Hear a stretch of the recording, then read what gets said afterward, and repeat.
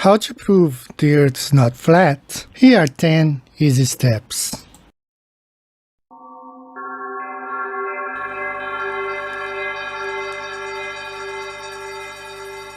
Step number 1. Find a picture or video from space. With 3,600 satellites in orbit, this should be easy to find. However, only NASA released pictures and they all come from the Apollo missions many years ago. The picture that was made during the moon landing is still used everywhere today. In 2012, NASA released the Blue Marble series pictures. They admit these pictures are composite and are not real. Have you seen this picture? So, if you want to believe that you have to trust NASA, why would NASA fake anything, right? How could they fake a picture back in those days? Photo and video editing was far less advanced. Of all the footage of Apollo 11 requested from NASA over a 5-year period, one gem was discovered just before the completion of this documentary. An old reel received by mistake. It contains the raw or unedited footage of the crew of Apollo 11, Michael Collins, Edwin Aldrin Jr. and Neil Armstrong, staging part of their mission for nearly an hour in living color, with exceptionally clear behind-the-scenes audio of conversations discussing the techniques used to achieve a disingenuous picture depicting the Earth at a distance, in order to falsely demonstrate their far journey from it and their ability to survive passing through the Van Allen radiation belts. It cannot be misconstrued that this staging was done for some other reason prior to the mission, for the reel itself is slated and dated July 18th, 19th and 20th, 1969, the very days of the mission when they were said to be approaching and achieving lunar orbit. Furthermore, it is apparent they are in genuine zero gravity aboard the actual spacecraft, necessary to convince the mass media of their authenticity, just not any further than Earth orbit, as you will see. In this never-before-seen or heard footage, not only is the radio conversation between the astronauts and Houston Control audible, there is a secondary, private conversation taking place between the crew and a third confidential party, prompting the astronauts with what to say, when to speak, and how to effectively manipulate the camera to achieve the desired misleading effect. NASA claims that the Houston transmissions were the only ones taking place with the astronauts. Listen now as Houston Control initiates a conversation with the crew, only to find them too preoccupied with the behind-the-scenes trickery to respond. Moments pass and the oversight is picked up on by the clandestine third party, who quickly prompts them with talk. Immediately, Neil Armstrong speaks. Hello, Apollo 11. Houston, Goldstone says that the TV looks great. Over.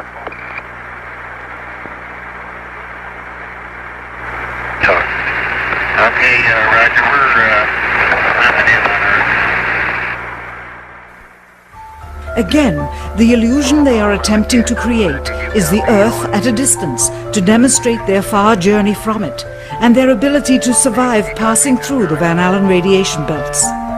Understand, too, that only about 20 seconds of this raw footage was ever broadcast to the public, and these conversations discussing their deception were believed to be private, until now. Here they discuss that these television transmissions were in fact not broadcast live as everyone believed. They were first screened and edited for playback later. Roger, Neil. We just wanted a narrative such that we can, when we get the playback, we can sort of correlate what we're seeing. Thank you very much. Here they discuss the fact that they have turned out the lights and have blocked out sunlight from entering the spacecraft through the other windows, as to not cause any reflected light to fall onto the spacecraft's wall in the foreground. Okay, very good. Well, we shut out the sun coming in some of the other windows into the spacecraft, so it's looking through the number one window, and there isn't any reflected light. The reason this was done is so that the truth of the matter would not be revealed. It is this. Though the federal government would have you believe that this is a view of Earth from a distance out of the spacecraft's window as it nears the moon, it is not. What they have ingeniously done is placed the camera at the back of the spacecraft and centered the lens on a circular window in the foreground, outside of which it is completely filled with the Earth in low orbit. The circumference of the window then appears to be the diameter of the Earth at a distance, with the darkened walls of the spacecraft appearing to be the blackness of space around it. That is why they wanted the interior dark and blocked out the sun from entering through the other windows. Here you can see the extruded window, probably 2 inches thick at the bottom. This is because the Earth's shine is coming in at a downward angle. It also causes the Earth to appear to be an irregularly shaped circle, for you are seeing the outside of the window at the bottom and the inside of the window at the top, which together form 2 different sized halves of a circle. Subsequently, this take was never used. As they perfected the shot, a crescent-shaped piece of black material was inset slightly into the window to create the illusion of the Earth's terminator line dividing night and day. It is uncannily convincing.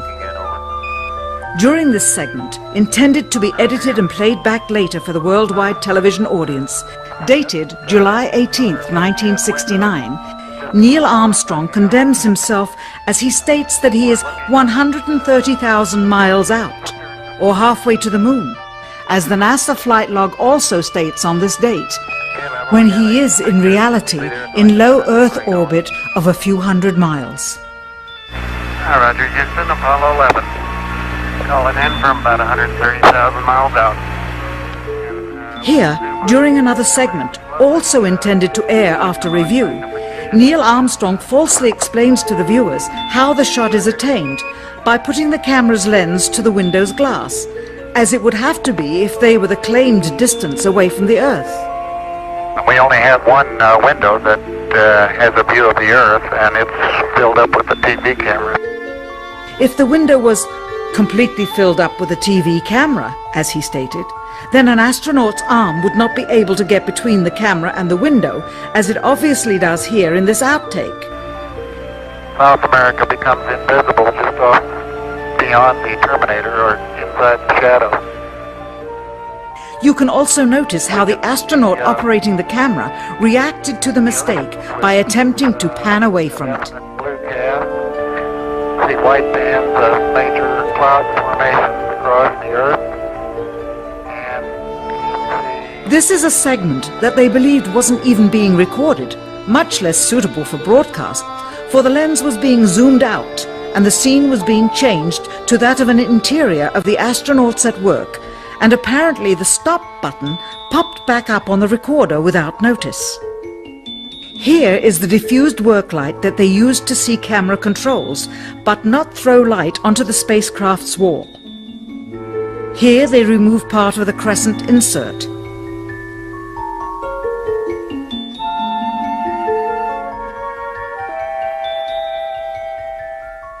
Finally, the iris is opened up and you can see the real location of the camera and the very bright and near Earth out the window. Here is the slate for the 19th of July, and the same shot of trickery on the 19th of July, and then the 20th, and the same misleading shot on the 20th. Later that evening, they were said to be walking on the moon. How can this be when they were in Earth orbit only 9 hours earlier, and the moon is some 3 days' journey away? Furthermore, if they genuinely went to the moon, why would they be faking any part of it? Why this trickery with the window? By faking being halfway to the moon, it becomes apparent that they did so because they could not even go halfway. It thus confirms that the stumbling block to their success was the lethal radiation of the Van Allen radiation belts. Since the same equipment was used on the subsequent missions in the 40 months that followed, none of them could have gone to the moon. They only increased their proficiency at staging them. When some TV viewers of the second manned mission to the moon telephoned the networks complaining that reruns of I Love Lucy were being interrupted, it became clear that for the taxpayers, once was enough. We're going to be reproducing on this nebulous texture here the sun rising, our sun, the moon of Ipapopa, a distant moon they just discovered in 2008 off of Jupiter. It's like the 14th moon. And this is our sun rising Ipapopa. Okay, hold on, my camera. get it? What's the planet name? Ipapopa. Ipapopa? New they found it. Okay, so this is me with the light. Ready?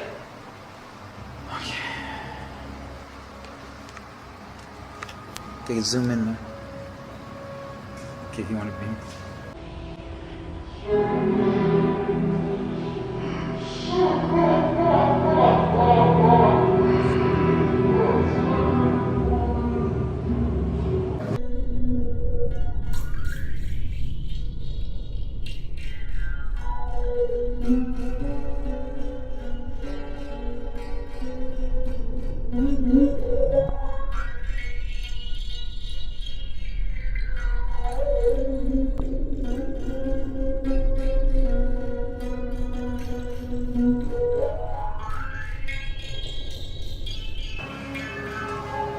want to get more of the sun?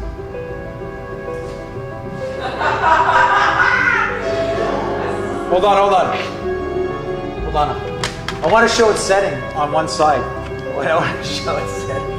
This is rough. I mean, we can really get the lighting exact, eh? Oh yeah.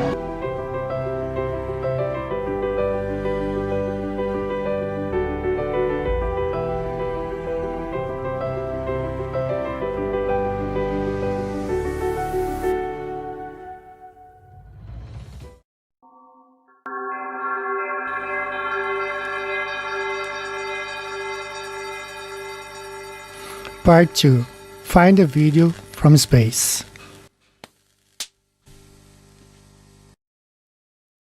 You would think it's easy to find a video, but only NASA seems to have videos that show the Earth from space.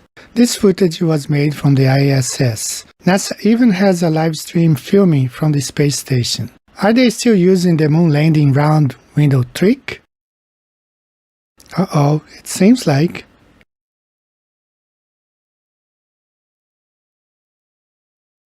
Actually, they are using lots of tricks and techniques to fool you. Footage from inside the space station is recorded in zero-G planes or by using a green screen. That's why you almost never see open windows in these videos. That's also why they bump around so much and why they have to use hair perms for long hair. Sometimes they even admit that they are filming in the USA. Hello, my name is Bailey.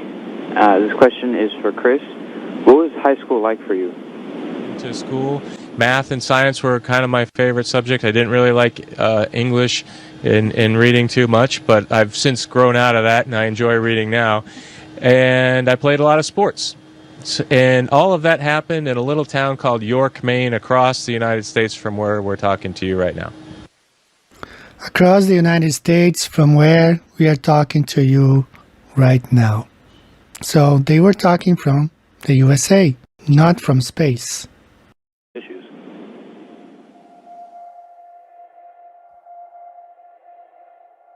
Now let's look at some videos that are not made by NASA.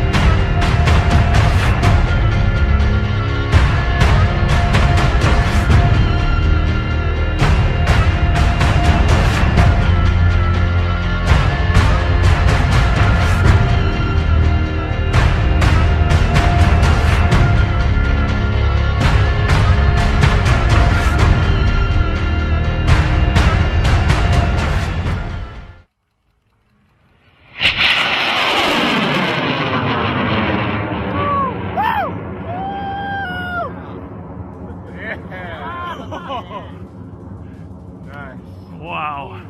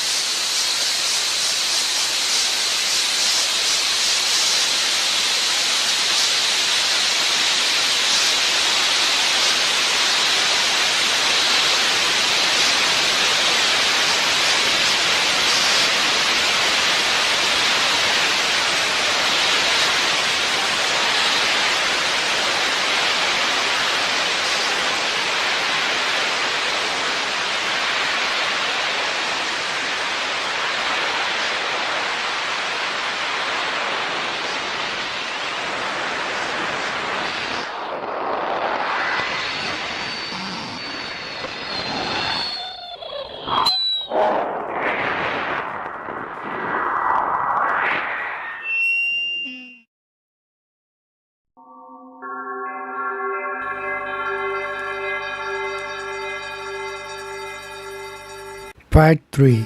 Google Earth.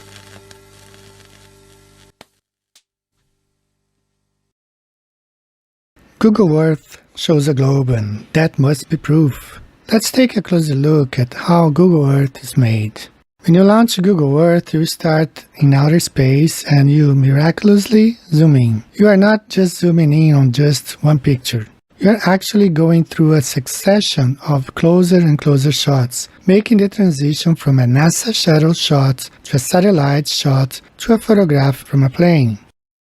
Google doesn't shoot its own images. There are a handful of companies that do that: AeroWest, Digital Globe, Terrametrics, View Content, NASA, etc. Google Earth is the software that knits it all together. The CIA-funded company Keyhole Inc. made this software that was originally called Earth Viewer. In 2004, Google bought the software and renamed it to Google Earth.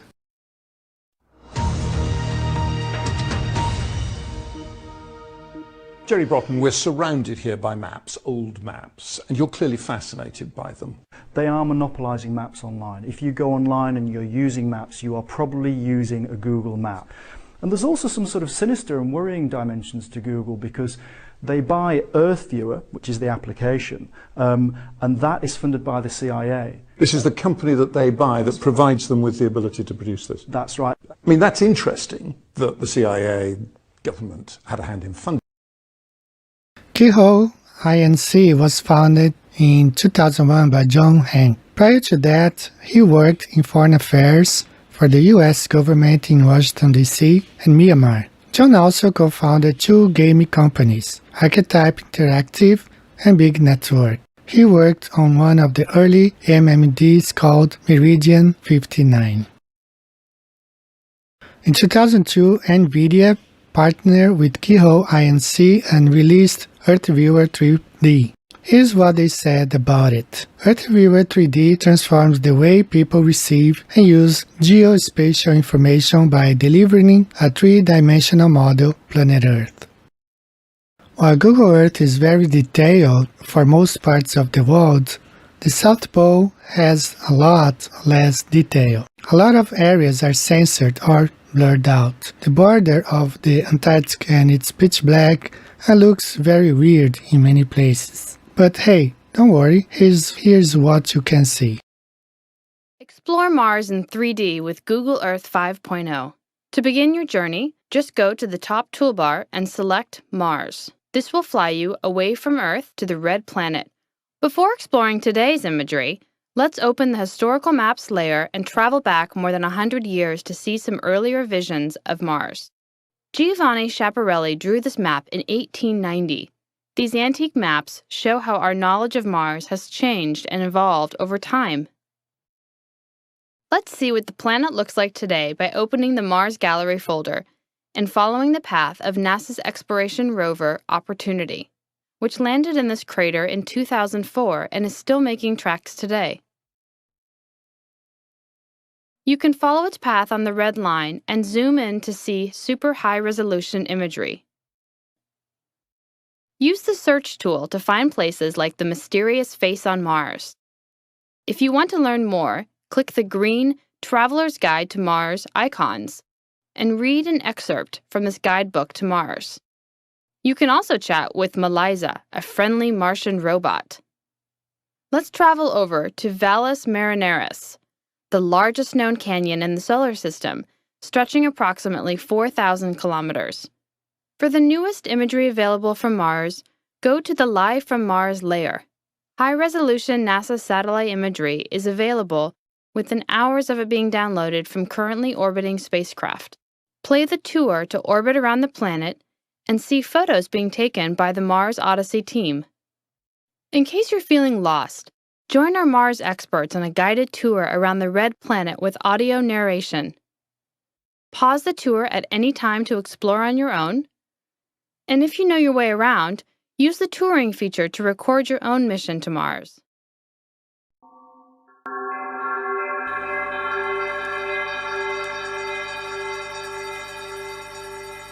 Part 4. World Maps and Antarctica. Let's take a closer look at the different world maps. Wikipedia tells us, a world map is a map of most or all of the surface of the Earth. A map is made using a map projection, which is any method of representing a globe on a plane. All projections distort distances and directions. Each projection distributes those distortions differently. The Mercator projection is used since 1569. Wikipedia tells us, the Mercator projection distorts the size of objects as the latitude increases from the equator to the poles, where the scale becomes infinite. So, for example, Greenland and Antarctica appear much larger than they actually are relative to land masses near the equator. What? One measure of a map's accuracy is a comparison of the length of corresponding line elements on the map and globe. Therefore, by construction, the Mercator projection is perfectly accurate along the equator and nowhere else. Of course, this is all based on the theory that Earth is a globe. Now let's take a look at the azimuthal equidistance projection, or the flat Earth projection on a plane. Wikipedia tells us this projection is used by the USGS in the Nation Atlas of the USA. While it may have been used by ancient Egyptians, the earliest text describing this projection dates from around the year 1000. Mercator used it for an inset of the North Pole regions in his map. The logo of the United Nations is a polar azimuthal projection.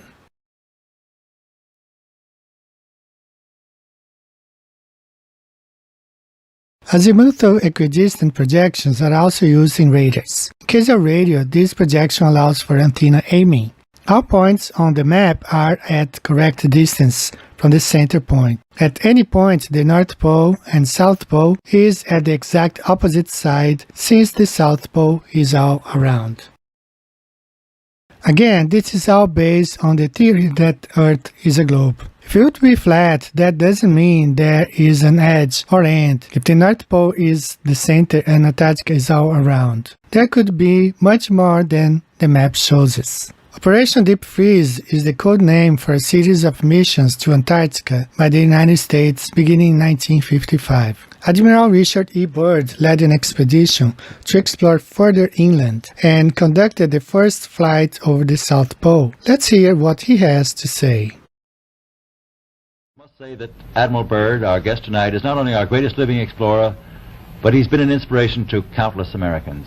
Admiral Byrd, you've been to both the North Pole and the South Pole. Is there any unexplored land left on this Earth that might appeal to adventurous young Americans? Yes, there is. And not up around the North Pole, because it's getting crowded up there now, because they find out it's really usable, not only to live in, but militarily. But strangely enough, there's left in the world today an area as big as the United States that's never been seen by a human being. And that's beyond the pole on the other side of the South Pole from Middle America. And I think it's quite astonishing that there should be an area as big as that unexplored. That's a tremendous So challenge. there's a lot of adventure left down at the bottom of the world. Well, Admiral, do you hope to see that? I do. The South Pole, the center of a plateau, 10,000 feet high. The North Polar Sea is surrounded by continents that are slightly frozen. The Antarctic continent is surrounded by a belt of ice, frozen seas of at least 1,200 miles thick. Now, the South is a plateau. It gets, in some places, 14,000 feet up. I've been over areas about 13,000. And it's a little bit chilly up there. So there's that big difference between the top and bottom of the world. The North really isn't very cold up there on the Arctic Ocean. Not compared to the South. Admiral Byrd, we often hear it said that In 1961, the Antarctic Treaty System was created. The treaty sets aside Antarctica as a scientific preserve and bans military and most other activity on the continent. For the purpose of the treaty system, Antarctica is defined as all of the land and ice shelves south of the 60-degree latitude. You need to listen carefully to what is said at the end. They know that Prince Harry and a team of injured servicemen and women have been walking to the South Pole. Well, they've got there. They've completed the 200-mile Walking with the Wounded South Pole Challenge. That's its proper name. They've spent more than 3 weeks trekking through Antarctica, and this was what it sounded like at the moment when they arrived at the bottom of the world. Let's go!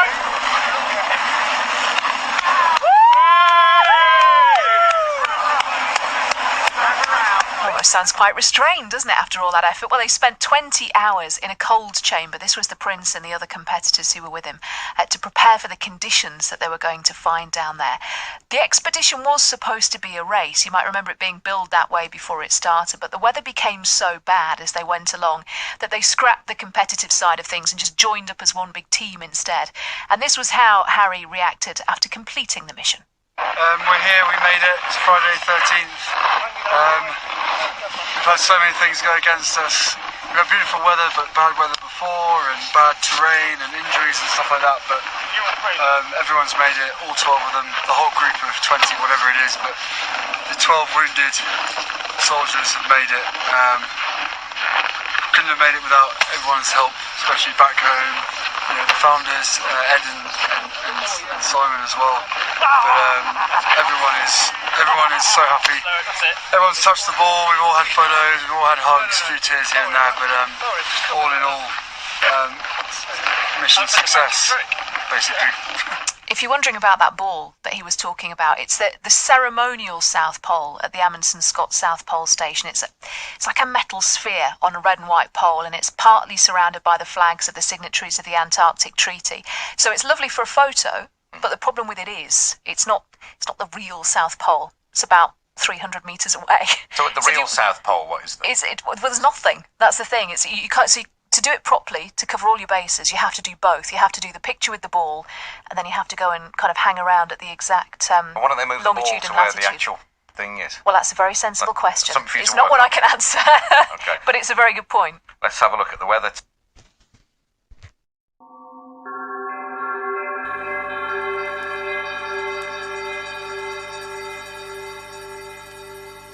Part 5. Plane routes. Nobody has a monopoly on what is a very hard problem. But we don't have time for a meeting of the Flat Earth Society.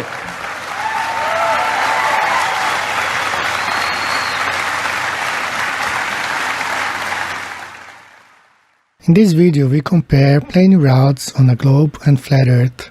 Let's try to book a flight from Australia to Argentina.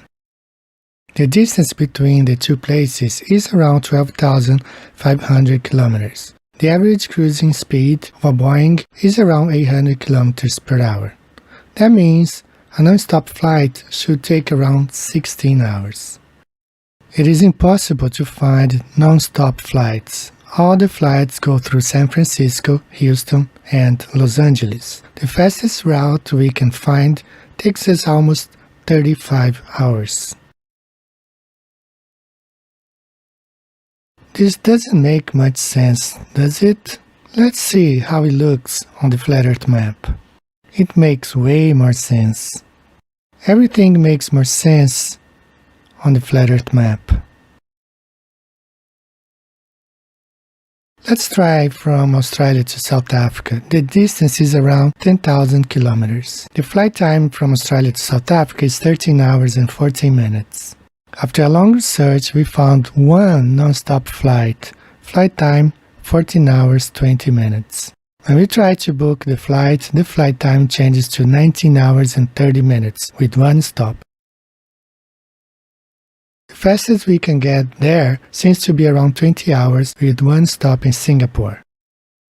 Travel time 20 hours and 55 minutes. Online flight trackers never show planes above the oceans in the southern hemisphere. Why? His flight path starts in the middle of nowhere. That's because what they do with flights in the southern hemisphere is they disappear them. They turn off the GPS over the ocean, and then they reappear the flights about an hour before landing. And that's exactly what the flat Earth guy said they do. And that's exactly what they're doing. It's exactly what they're doing. So I just clicked on this flight, same thing.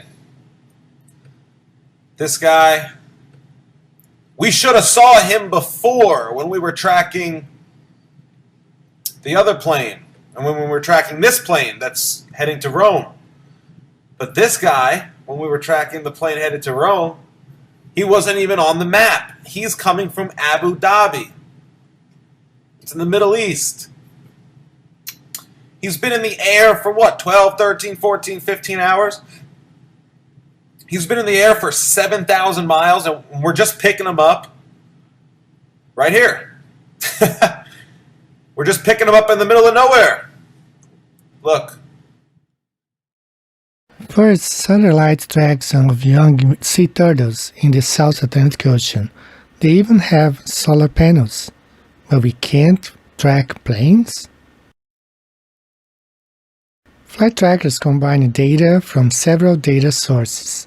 The primary technology that flight trackers use is called ADS-B. Viasat coverage uses it. Panasonic Avionics coverage.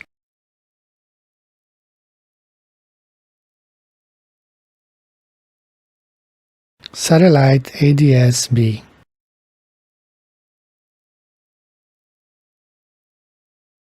Satcom coverage, that's back from 2013. Dr. D's friend, Mr. Gannell, works at NASA Langley Research Center. He develops new instruments for global positioning systems and has agreed to meet with us. Hi, Tony. If anyone can help us learn more about GPS, he can. Pretty good. GPS, or Global Positioning System, is a constellation system of 29 Earth-orbiting satellites that were originally designed by the U.S. military in the 1970s as a navigation system. 29 sounds like a lot of satellites. Why do you need so many? It takes 24 satellites to provide global coverage, leaving 5 spares. But orbits are arranged so that at any given time, anywhere on Earth, there are at least 4 satellites visible. Why do 4 satellites need to be visible? Your GPS receiver needs 4 satellites in order to determine its own location. How does our GPS locate itself? By using a simple mathematical principle called trilateration. I'm not sure simple and trilateration should be used in the same sentence. What is trilateration? It's kind of tricky to explain in 3-dimensional space, so let's start with a 2-dimensional example. Let's say you're totally lost somewhere in the US and your GPS is not working. Like us, yesterday when we couldn't find our geocache. As you are trying to find where you are, a friendly person tells you that you are 1,000 kilometers from Boise, Idaho. Do you know where you are? No. I could be 1,000 kilometers in any direction from Boise. Exactly. Now, let's say another friendly person comes by and tells you that you're 1,110 kilometers from Minneapolis, Minnesota. Do you know where you are? Not yet, but I'm getting closer to my location. That's right. Now you have 2 choices. but you still don't know where you are. Finally, another friendly person informs you that you are 990 kilometers from Tucson, Arizona. Now, do you know where you are? It looks like I'm in Denver, Colorado, which of course I will be soon. The same concept works in three-dimensional space, but instead of circles, you need to think in terms of spheres. And the satellites are the friendly people telling you how far you are from a place. That's right. If you know your distance from satellite A, you could be anywhere on a huge imaginary sphere at that radius.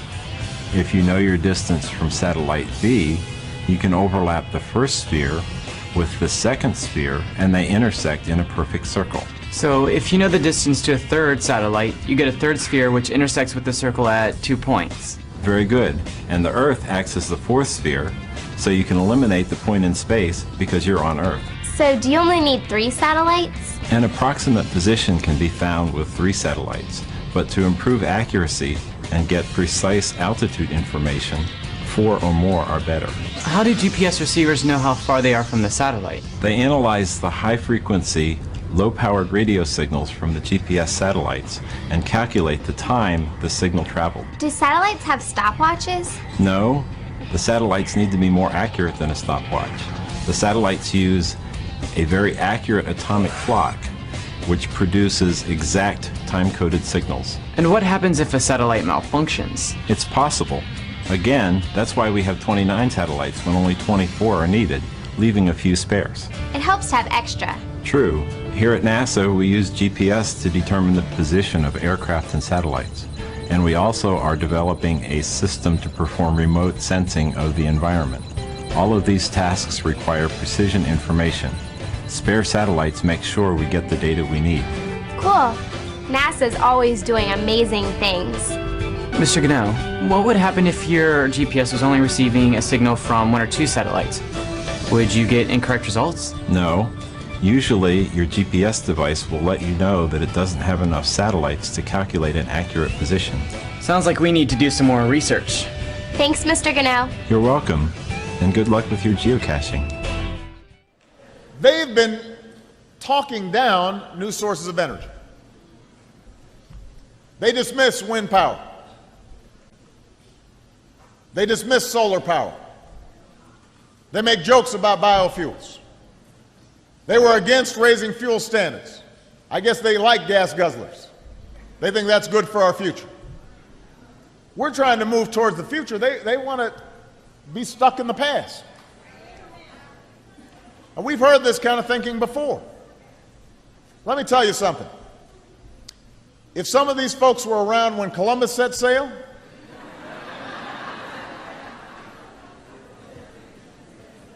they must have been founding members of the Flat Earth Society. They would not have believed that the world was round.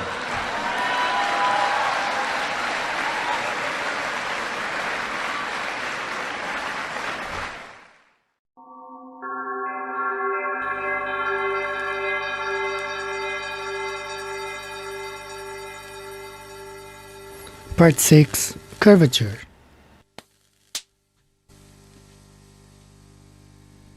Earth's curvature is approximately 8 inches per mile, or 20 centimeters per kilometer.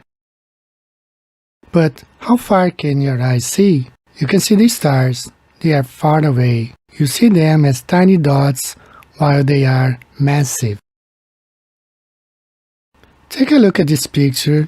The train track gets smaller and smaller until you can't see it anymore. Luckily, we have cameras these days that can see much better. The argument for all practical purposes came to an end when the Church of England was established by law during the 16th century. They rejected many laws of the ancient Catholic Church, and to appear forward-thinking, they embraced many radical scientific notions prevalent at the time, including Copernicus' round Earth theory. With this endorsement, the theory found its way into the schools, which were then largely controlled by the Church. It has remained there to this day, and many children have accepted it without question. Perhaps the most significant experiments were those carried out on a canal known as the Old Bedford Level. Located in Cambridgeshire, England, the canal is perfectly straight over an uninterrupted 6-mile stretch. While there, Parallax conducted many experiments, all towards one conclusion: to prove that the surface of the water in the canal was indeed perfectly flat. In one experiment, a boat carrying a flag rowed from one bridge to another 6 miles away. An observer with a telescope placed 8 inches above the surface of the water found that the flag and the boat were distinctly visible throughout the entire distance. If the Earth is a sphere with a circumference of 25,000 miles, then over a distance of 6 miles, the second bridge should mathematically be 16 feet below the observer's eye line. This flat Earth experiment, measuring the expected curvature of the Earth across water from Torre del Mar beach to Torrox Costa lighthouse in Spain, distance of 771 miles, expected curvature drop of 39.6 feet, camera height approximately 2 feet above sea level.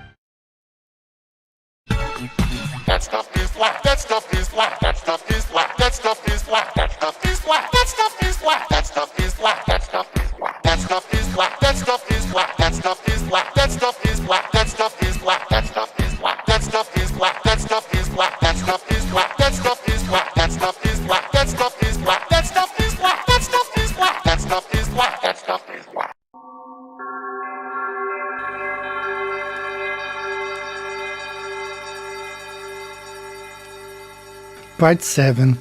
Copernicus. With a sphere of 4,000 miles radius being spun round once every 24 hours, a little bit of calculations will show that that person there is being spun round at about 1,000 miles an hour and doesn't know it. I mean, this is obvious nonsense. You go on a merry-go-round and it goes, I doubt, more than 10 miles an hour, and you get off all dizzy. You mean to tell me that people can be spun round at approximately 1,000 miles an hour and not know it? Why, if this is so, this whole room that we're in is supposedly being spun round at something of approximately that order of speed, and we don't know it. Beneath the marble floor of Frombork Cathedral in northeast Poland is the dusty crypt where local legend says astronomer Nicholas Copernicus is buried. Copernicus, the man who put the sun at the center of the universe.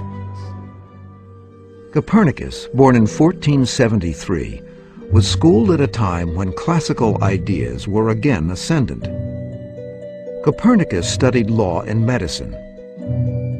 But after his uncle became the bishop of the northernmost diocese in Poland, he arranged for Copernicus to become a canon of Frombork Cathedral, ensuring a lifelong position. Copernicus was in fact sent to Italy to graduate school to study both regular law and canon or church law.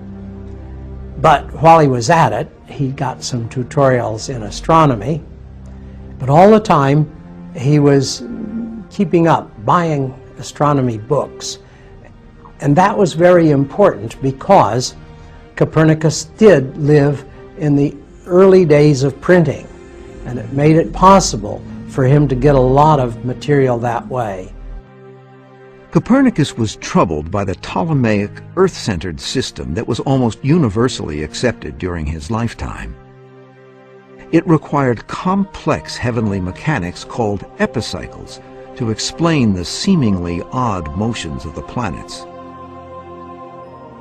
But when Copernicus tinkered with Ptolemy's model, placing the sun at the center of things, he found a much more aesthetically satisfying result: the Earth. He was motivated not so much by scientific observation,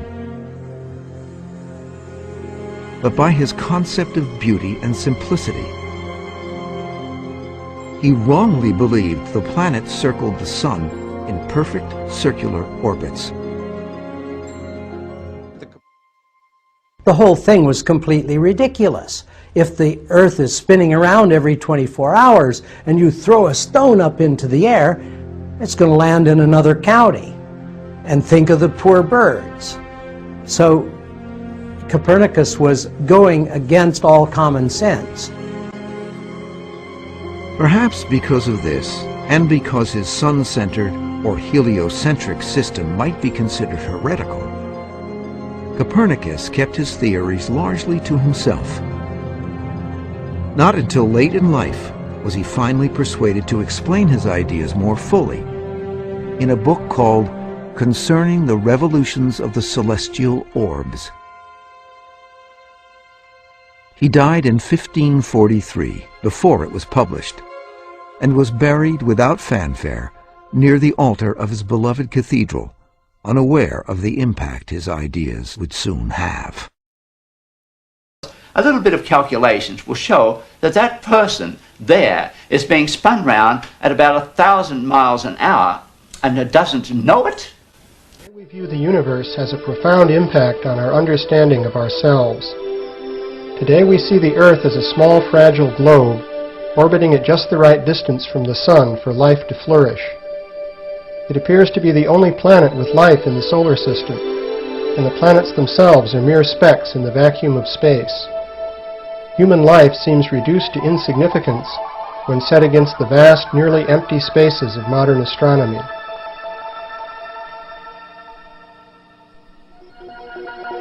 But before the modern era, the universe appeared much more comfortable and accommodating.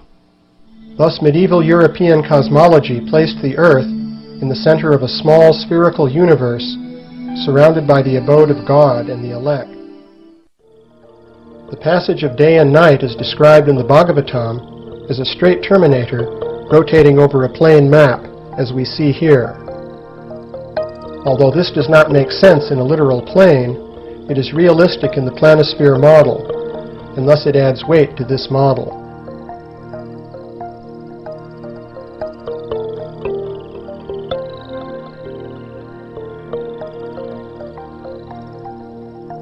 Here we see the ecliptic and the zodiac projected stereographically onto the Earth map.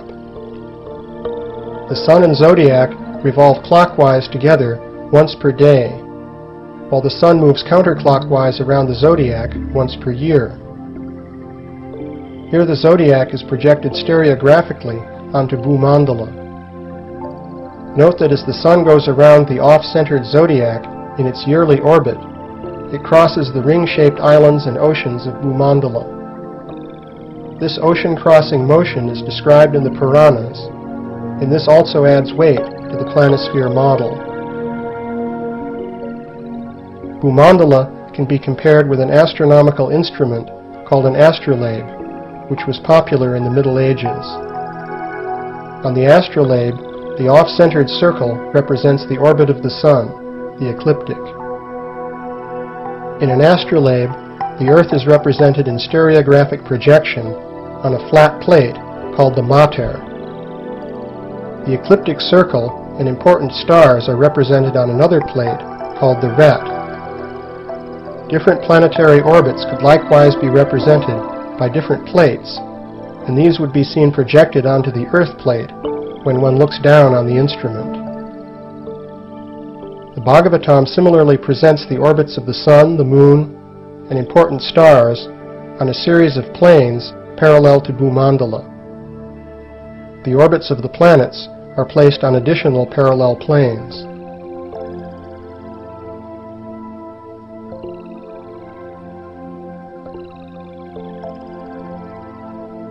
Here we see the Bhagavatam's model of the orbits of the Sun, Moon, and 28 important star constellations.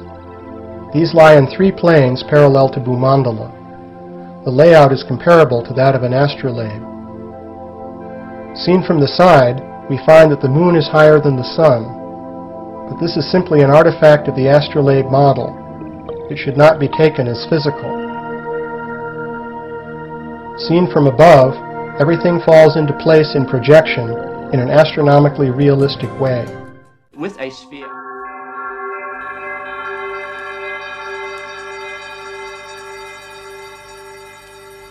Part 8. Boats below the horizon. When a ship sails away, it gradually sinks below the horizon. Is this because of the curvature? Let's try to take a closer look.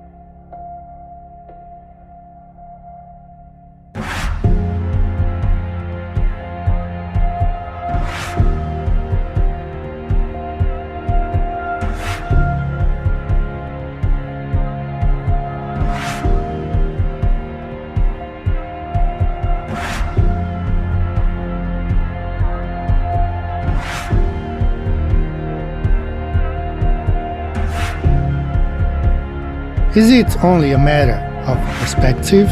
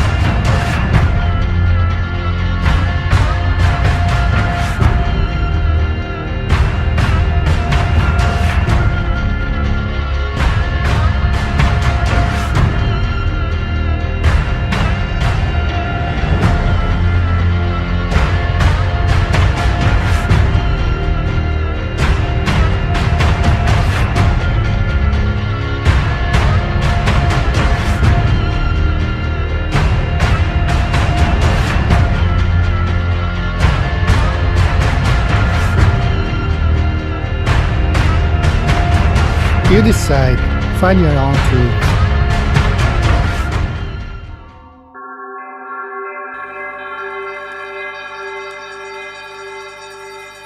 Part 9.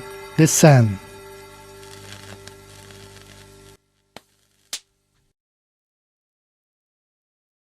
According to the flat Earth model, the Sun and Moon are the same size. The Sun is not millions of light years away.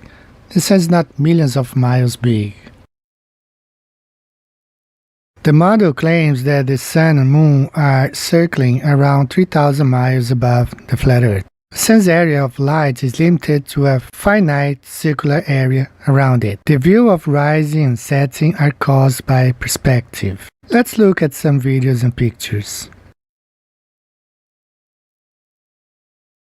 The direction of the sun rays proves the Sun is close to Earth.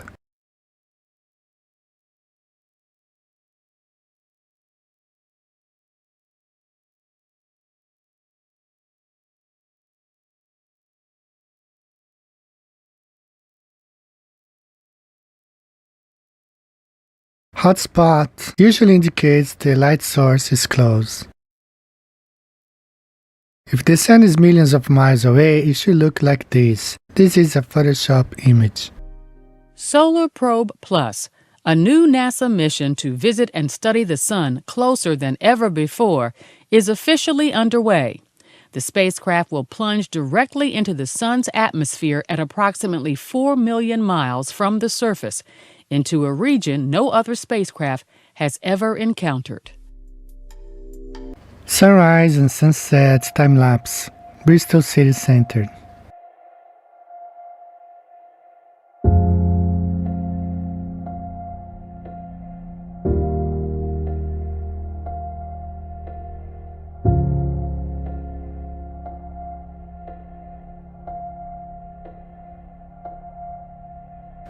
If the sunrise is caused by perspective, the Sun should get bigger as it gets closer, depending on where you are on Earth.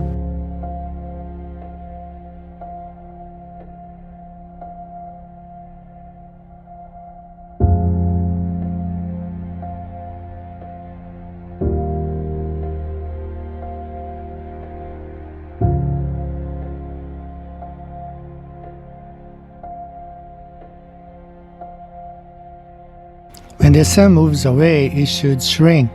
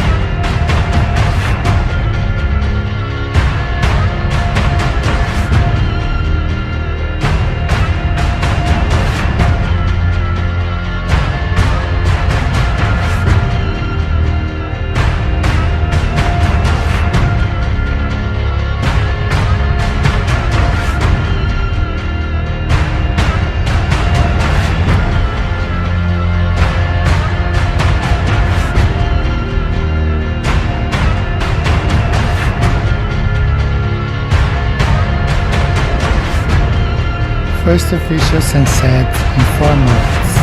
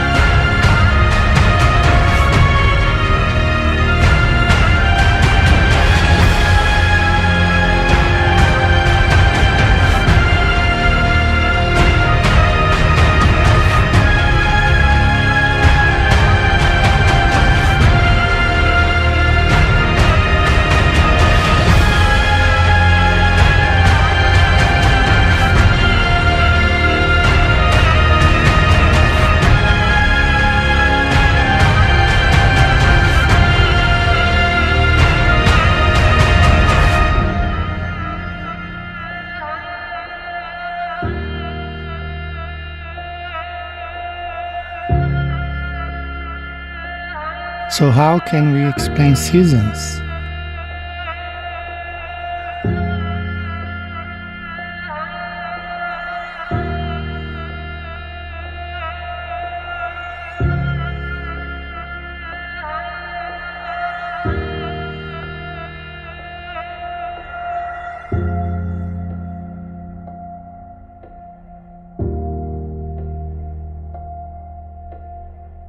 If the flat Earth model is correct, it's impossible to have 6 months sunlight in Antarctica.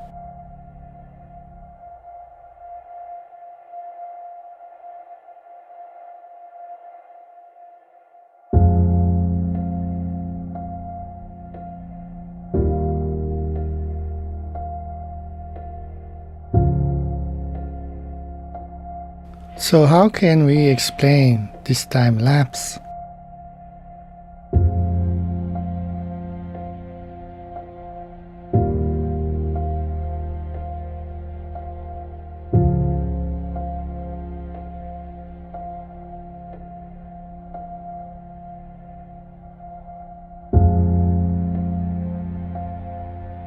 Did we finally debunk the flat Earth model?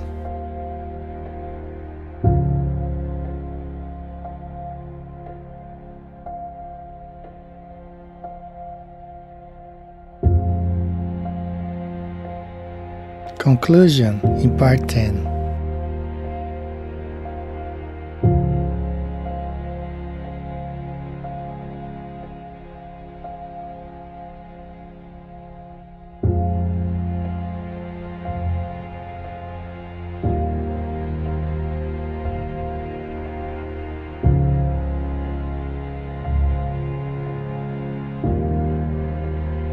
Part 10. The Sun in Antarctica.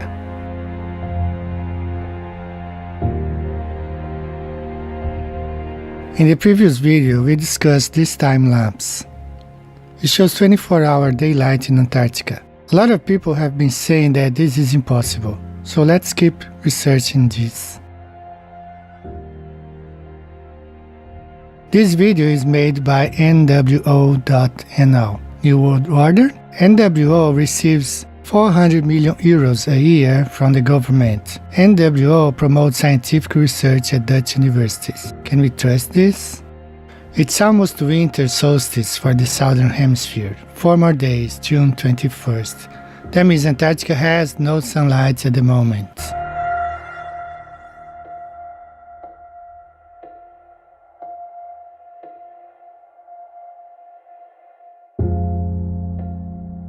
So I had to look at different webcams all over Antarctica. All the screenshots are taken at the same moment, unless stated otherwise. Location: New Mare Station.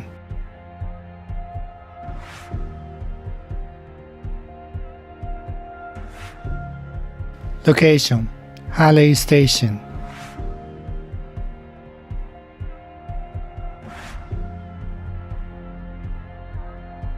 Location: Palmer Station.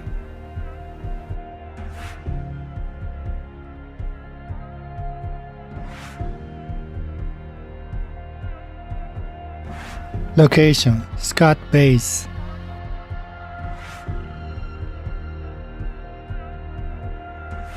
Location: McCurdo Station.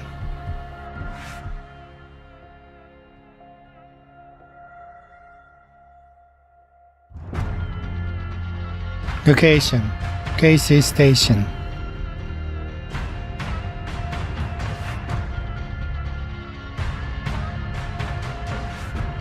Location: Casey Station 3 hours later.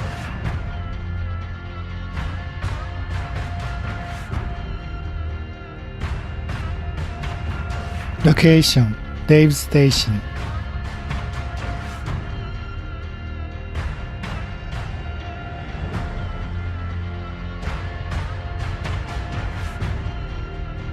Location: Masu Station.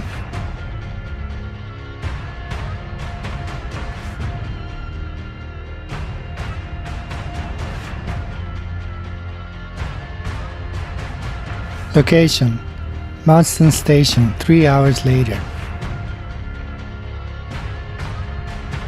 Location: Masu Station 4 hours later. Looks like we failed again to debunk the flat Earth. Did we debunk the globe model even more? Do your own research. Thanks for watching.